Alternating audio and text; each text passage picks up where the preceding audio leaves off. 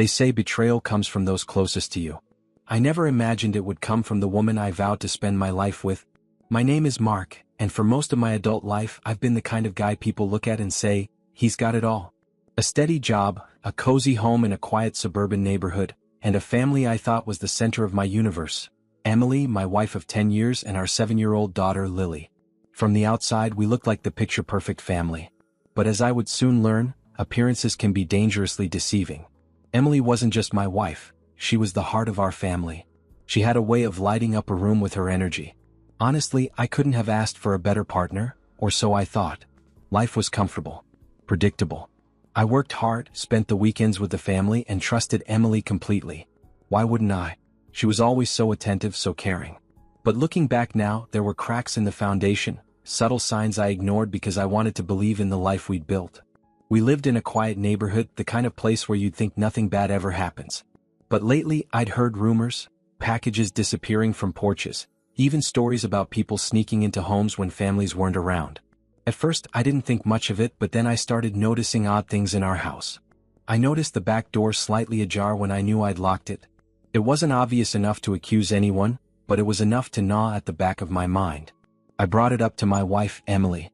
I think someone might be sneaking into the house while we're gone, I told her one evening. She looked at me like I'd grown a second head. Mark, seriously?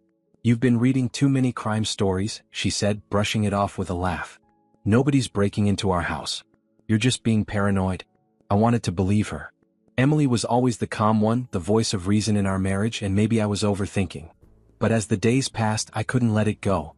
Something wasn't right, and if I didn't get to the bottom of it, I knew I wouldn't be able to sleep peacefully. That's when I decided to take matters into my own hands. I went out and bought a set of small, discreet security cameras. I didn't tell Emily, I didn't want her to think I was losing my mind. I installed the cameras throughout the house over a weekend when she and our daughter Lily were out of town visiting Emily's parents. I placed one in the living room, another in the kitchen, and one near the back door. The moment I decided to install cameras around the house, I never imagined the kind of truth I'd uncover. I had thought someone was breaking in, maybe a thief or worse, someone casing the place. But when I sat down late one evening to review the footage, what I saw shattered me in ways I wasn't prepared for. It started innocently enough. Emily walked into the living room looking like her usual self, confident, composed, and smiling. But then Ryan, our neighbor, strolled in right after her. At first, I tried to convince myself it was nothing. Maybe he was there to borrow something or talk about the lawn. But as I watched, their body language betrayed them. Ryan sat too close to her on the couch, their laughter a little too familiar. And then it happened. Emily leaned in, and before I could process what I was seeing, they started kissing before heading to the bedroom. My stomach dropped. I felt like the air had been sucked out of the room. This was betrayal unfolding right in front of my eyes, captured by the very cameras I had set up to protect our home. For the first time in my life, I felt completely powerless and broken. Confronting her immediately might have been the logical thing to do, but I didn't. I don't know if it was shock, anger, or the need for answers, but something told me to wait. If I was going to address this, I wanted every detail, every shred of proof, to ensure she couldn't deny it. From that day forward, I paid closer attention to everything Emily did. Every time she left her phone unattended, I seized the opportunity. My hands shook as I navigated her messages, but I pressed on, snapping screenshots of conversations between her and Ryan. There was no ambiguity in their texts. They joked about sneaking around, made plans to meet up, and even shared moments of intimacy in words that broke my heart. Emily had gotten comfortable, too comfortable. She started taking quick trips to the store and coming back hours later, her excuses rehearsed but unconvincing. I tracked the times and locations of these outings, noting the patterns. When Ryan's car disappeared from his driveway at the same time Emily wasn't home, I knew exactly where she was. I didn't need to imagine the betrayal anymore. It was in the texts, the videos, and the timestamps.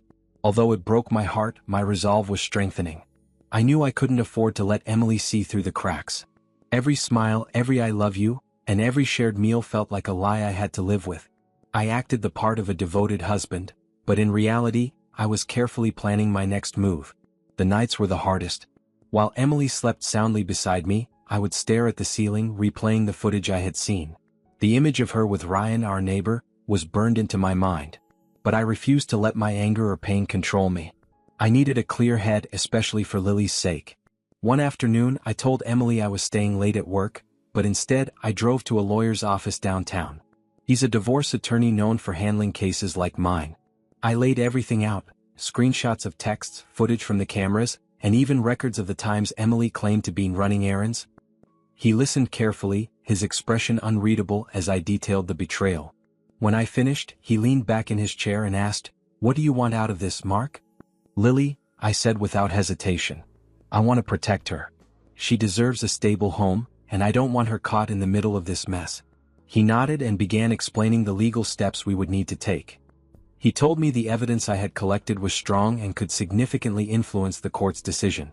We discussed custody arrangements, property division, and the importance of keeping my emotions in check during the process. As I left his office, I felt a mix of emotions, relief that I had taken a step forward and fear of the storm that was about to come. When I got home that evening, Emily greeted me with a warm smile. I forced myself to smile back, hiding the papers in my briefcase. She didn't know it yet, but her lies were unraveling, and the truth was about to change everything.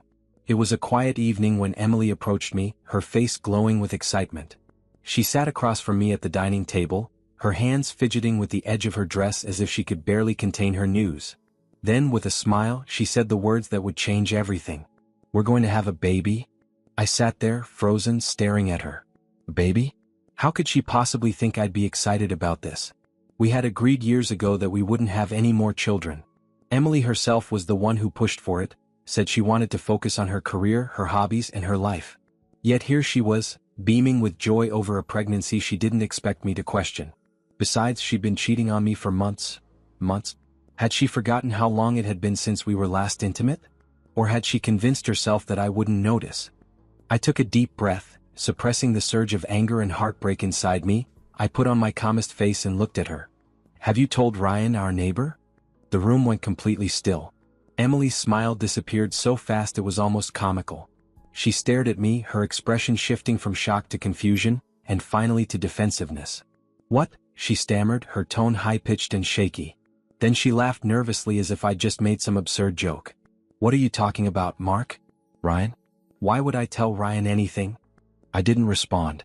I just watched her, my expression unchanging. That silence seemed to unnerve her more than anything I could have said. She stood up, her voice rising as she began pacing the room. "What are you even implying? Ryan? Are you seriously accusing me of something like that? That's ridiculous." She turned to me, her arms crossed defensively. "You're being paranoid, Mark. What's gotten into you?" Her words were sharp, but I could hear the cracks forming in her confidence. She was trying too hard, talking too fast, her tone too defensive. It was obvious she was scrambling for control of the situation. And all the while, I sat there, calm and composed, refusing to give her the reaction she wanted. "Mark, you're being crazy," she said again, shaking her head as though trying to dismiss the conversation altogether. But her eyes couldn't meet mine for long. She kept glancing away, her voice wavering with every word. I didn't say another word. I didn't need to. Let her think she was winning this argument, that she was planting seeds of doubt in my mind. The truth was, I had all the proof I needed. I'd been watching her lies unravel for months, and this moment was just another thread being pulled loose. As she continued her performance, I sat back in my chair, letting her ramble on. Inside, I felt the weight of betrayal pressing down on me, but I refused to let it show. This wasn't the time to expose what I knew. That moment would come soon enough, and when it did, there would be no denying the truth. When Emily filed for divorce weeks after not being able to convince me that I am the father of her unborn child, I wasn't surprised. She believed she could turn the tables on me. She claimed I was controlling and untrustworthy, her way of painting herself as the victim. On paper, she wanted the divorce to protect herself and our daughter Lily. But I knew the real reason. She wanted to secure custody of Lily and, no doubt, maintain the financial comfort she'd grown accustomed to. I stayed calm. This was the moment I had been preparing for. Let her think she had the upper hand. I wasn't going to fight her with words or baseless accusations. I had something much stronger, undeniable evidence. She had her lawyer by her side, a sharp-talking woman who seemed determined to paint me as the bad guy. But I had my lawyer, and more importantly, I had the truth with verifiable evidence. When the judge asked us to present our cases, Emily's lawyer wasted no time. She painted me as a controlling husband, claiming I invaded Emily's privacy and created a hostile environment at home. She said that Emily was just trying to protect Lily and the unborn child from my overbearing behavior. I could see Emily nodding along, even wiping away fake tears as the lawyer spoke. Then it was my turn. I stood up, my lawyer by my side, and calmly handed the judge a stack of documents. "Your Honor, I'd like to submit evidence that directly contradicts my wife's claims," I said, my voice steady. The judge reviewed the evidence as my lawyer explained. Surveillance footage, screenshots of text messages and even emails, all showing Emily's affair with our neighbor Ryan. The courtroom fell silent except for the sound of the judge flipping through pages. I glanced at Emily. Her face turned pale, and she stopped dabbing her eyes with that tissue she'd been using to fake her sobs. She looked like someone had just pulled the ground out from under her. Then I dropped the final piece. "Your Honor, I also have reason to believe that the child my wife is carrying is not mine. I request a DNA test to determine the paternity of the unborn child." When the court heard my request for a paternity test, it was a pivotal moment.